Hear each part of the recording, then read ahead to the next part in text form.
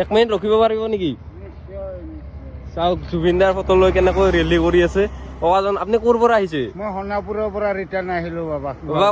ক'ৰ পৰা গৈছিল আপুনি? গোৱালপাৰাৰ পৰা গৈছিলো। গোৱালপাৰা ক'ত ঘৰ হয় আপোনাৰ? গোৱালপাৰা পাইকান কিনি আনো। চাইকেল লৈ গৈছিল আপুনি?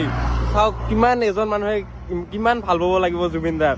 চাওক এনেকৈ ৰেলী কৰি গৈছে, চাইকেল ৰেলী কৰি। তাকো অকলে গৈছিল নেকি আপুনি? গৈছো বাবা, অকলে। তো আপোনালোকে ভাবি চাওক জুবিনদাক ভাল পোৱা মানুহ কিমান আছে, আৰু আমাৰ চৰকাৰে কি কৰিছে? খালি পলিটিক্স।